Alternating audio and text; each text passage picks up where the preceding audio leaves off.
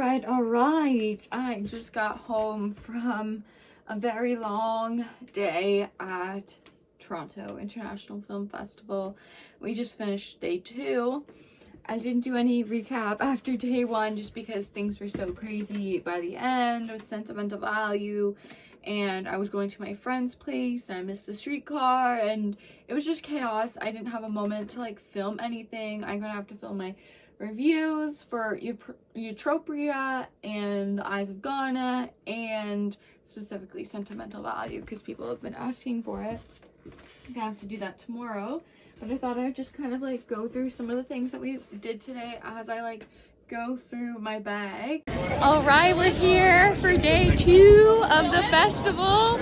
I'm here with my friend Ada, and we're gonna walk around and look at some of the booths because yesterday nothing was set up when I walked around, and now everybody's out here. It's like 1 o'clock, so all the stuff should be set up, and then maybe I'll go rush a movie later tonight.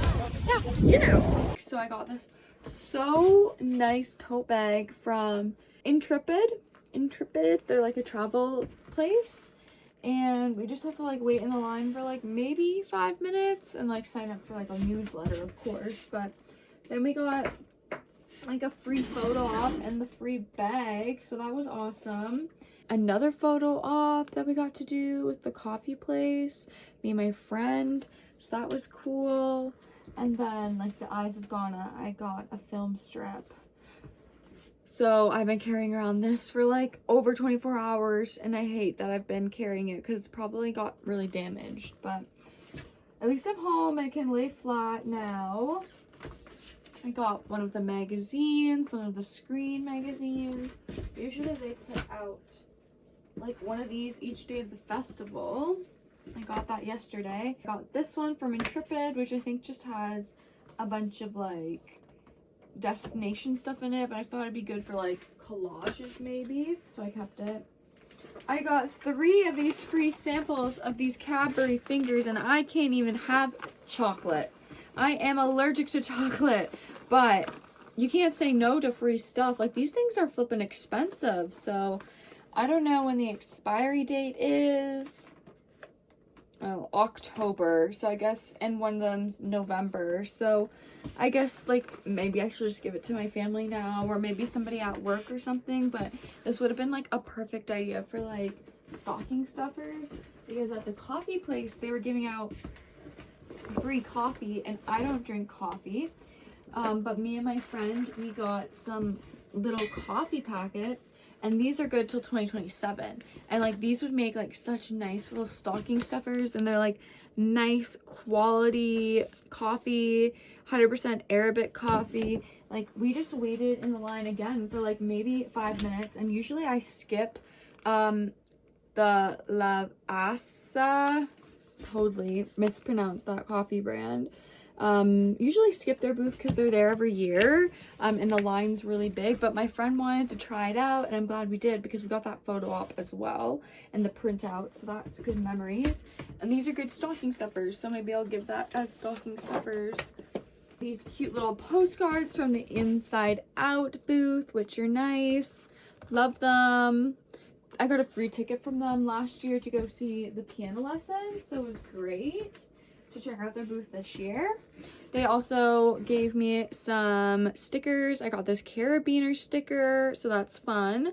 And then my friend got a I love movies sticker, and she gave it to me, so cute. I love it. So all this stuff was basically free. Just had to sign up for like a newsletter or follow their social media. I got my tickets from today, Little Lorraine. I rushed Little Lorraine and I rushed Christy. So Christy was the first one. I got to see the world premiere of Christy, so that was fun. Sydney Sweeney was there. Katie O'Brien, who I love, was there. She was hardly in the movie. She had like a bigger role specifically because she is like Christy's real life wife, and like they barely show any that was my only problem, or I don't know, I think I had a couple problems with Christy, but my major problem was that they focused so much on her relationship with Jim. And I understand, like, that was like a major portion of her life, like a few decades, but I wish they would have taken just a little bit more time to like highlight her relationship with Lisa. They kind of do, but I would have appreciated a little bit more. Like, I was grasping for straws with the lesbian content in that movie, so I would have appreciated a bit more. Oh, I also rushed Barushka today. I think that's how you say it. So I did 3 rushes today. I tried to get into Surat. Oh, a mistake has been made.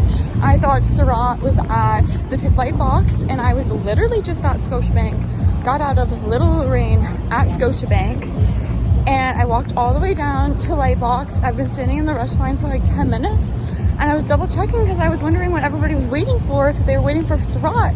And Surat's at fucking Scotiabank. So now I have like 40 minutes before it's gonna start, and I have not been standing in the line. So we're gonna hope. I think most people are there for Sentimental Value for the last screening. So we'll just cross our fingers that I'll get in.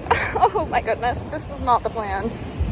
I completely failed at that. I'm very upset. But I don't think it was my fault because they said it was completely sold out. So I was at Scotiabank, got out of Little Lorraine. I literally left early, didn't finish for them to do the Q&A because I was like, okay, well, I'm an hour away from Surat, so I really need to get into the Surat rush line if I want a chance to get in. So I left Little Lorraine early. I was able to run to the bathroom quickly, and then from Scotiabank I had all the way down to TIFF Lightbox because I'm like, oh well, the TIFF Lightbox, that's where Surat's premiere's going. You know, I got myself a little drink, I'm listening to the DJ down there, and then I pull up the schedule on Tiffer, and no, Surat's actually at Scotiabank where I just flippin' was. So then I had to go rushing back up Peter to get to the rush line at the Scotiabank. And I was like, oh my goodness, there's so many people waiting. I got my times mixed up. I thought people were waiting for Sentimental Value, but that had happened 3 hours earlier. So a lot of people were waiting for Surat, and I waited like an hour, and no cigar. He said it was completely sold out.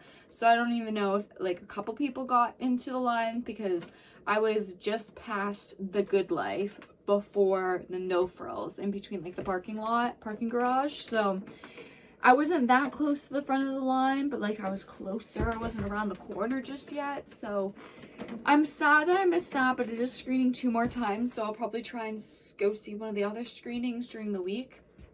But I'm really happy that I got to see Christy. It was kind of like an unexpected one. I wanted to go see Palestine 36, but I was with my friend this morning because I slept over at her place last night, and timing just didn't work out well. Like, we kind of walked around the street and got all those like freebies. So I missed Palestine 36, but I was able to get into the rush line for Christy, and I only waited about an hour in the rush line for Christy, and I was able to get in. Had a great view from the dressing circle. I think that's where we were, at the very, very back. So I was able to like lean my head up against the wall too, which was enjoyable. And I fairly enjoyed Christy. I was pleasantly surprised it wasn't at the top of my list. And I just went and saw it because I was like, okay, it's a premiere, maybe we'll get in. We got in, got to hear from the director, got to hear from Sydney, got to hear from all the other actors, and we also got to hear from the real life Christy Salter. So I thought that was pretty incredible, and I was very moved by her story. Little Lorraine was on my list too, and I was worried I wouldn't be able to get into it. I was able to just miss the very beginning of the film, unfortunately. Just the first couple of moments, but I was able to, you know, grasp what was going on. And unfortunately, this one didn't really live up to my expectations. I don't think it was a bad film, but it just didn't really give me what I was hoping for. I don't necessarily love like testosterone, ego-driven films. Like, this one really reminded me of, I think it was called Giant Ones, which is like I think it was a Norwegian film I saw last year, and it was about like a museum type heist, and that one also, like, I didn't vibe with it the best. A lot because of the ego-driven nature of our testosterone-filled protagonist. And that was very similar to Little Lorraine. I was also really hoping Sean Astin would show up because he's in the film, and he wasn't there for the Q&A, so that sucked. And he also had a very, very minimal role in the film, so that was disappointing because he was one of the top bills, and I know that he's one of the biggest celebrities in the film, but I wish he had a larger role. Stephen Amell did great though as a old Arrow fangirl back in middle school. It was great to get to see him, and I got to see him at the Q&A, so that's fun. Little Canadian actor, you know. So yeah, I had a solid day 2. It kind of ended on a sadder note just because I didn't end up getting into Surratt. And by the time I didn't get into Surratt, I ran back down to TIFF Lightbox and I was able to get into Barushka. And I did enjoy Barushka, but again, I missed the beginning of Barushka because of the rush line. But I still had a fun time. It was an animated film. I don't really gravitate towards animated features, so, you know, something different, a new genre. It was also like a queer film, so I enjoyed that. All of the creative team, when they came down, they were all like wearing supportive, you know, pins and jewelry for Palestine, so I thought that was also very moving from them because their film is partially set in Morocco and one of the creators is from Morocco, so I thought it was a very poignant film. But one of my friends in my Discord, he mentioned that he didn't feel like a lot happened, and I could definitely see that. Like, it's a short film and I wouldn't say the pacing is like off, but I just feel a little like maybe it's missing something. But I did vibe with it. I feel like maybe they could have like put a little bit more like psychedelic visuals or psychedelic music, and that would have elevated it to like the next level. But it was an okay movie. Like, I'm just happy I was able to see one more movie before I had to leave because I didn't have a place to stay in the city that night. So I had to drive back home, take the GO train, and then drive. So about a 2-hour journey home for me. And, you know, I just didn't want to end on a sour note. So I'm glad I was able to see Barushka, definitely because I wasn't a big fan of Little Lorraine. So highlight of day 2 was definitely Christy. And for day 1, loved being able to go and see Erupcja. Definitely kind of similar lines to Barushka and Little Lorraine. I definitely appreciated the artistry and a lot of like the handheld cameras. It really kind of reminded me of new wave cinema, and specifically the French film Pickpocket, just like how the filmmaker is so one-on-one with the actors and just letting it be natural like that rather than being on like a closed set. So I thought that was really cool. I also liked the editing. We have like abrupt moments where we get to see certain like colors kind of dance on the screen with some electronic music in the background. And then say the screen is a pink color, then we will pan to like a random person in the crowd wearing pink, and that's what's focused on, and we transition back into the movie. So I thought that was very effective, and I really liked the visual style. But I felt like the movie was lacking with just how small it was and the certain performances. I think Jeremy O'Harris definitely stands out the best for me. I'm a fan of his playwriting and his producing, so it was great to see him in this acting role. I think Charlie XCX is definitely what people have come out to see. And unfortunately, I felt like besides 1 or 2 moments where she's interacting with her Polish friend, she kind of falls flat. So I'm definitely interested in her future projects, specifically with Greg Iacki. I Want to Have Sex. I'm very excited for that film. I've been anticipating it for a while, so I'm looking forward to it. And hopefully, you know, Charlie can kind of just like grow with her acting and maybe get a coach or something. I think that would probably be a good idea for her. The Eyes of Ghana, I just kind of went into that because I didn't really have anything else to see during the day, and you know, I was like, whatever, I'll just go see it. I'm sure it'll be interesting. And it was great. One of my favorite films of the festival. I gave it 5 stars. I really enjoyed it. I thought it was very poignant, very emotional. I'm a big person about restoring and retaining history, and I'm a big cinema lover, obviously, so the fact that this is kind of conjoined with those two things, we get to follow Chris Hesse and his journey to try and refurbish the old negatives of his time being the personal cinematographer for the first Prime Minister of Ghana.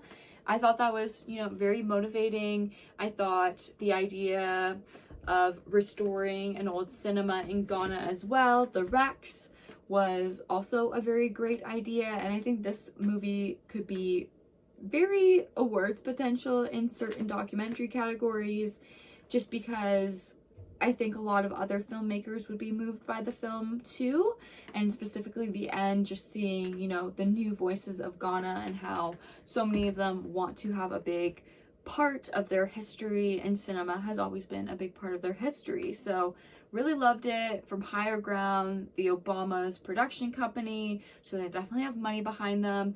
Ben Proudfoot is the director, who is a 2-time Oscar winner for his shorts. So very great to see him and the rest of the cast and crew. So definitely love that documentary. And then Sentimental Value. I was able to score a standard price ticket to the premiere the morning of. And, you know, my $100, woof, okay, I guess I'm not standing in the rush line. I guess I'm guaranteed a seat. But I was in the orchestra, which, you know, usually I wouldn't have a complaint, and I did have great view.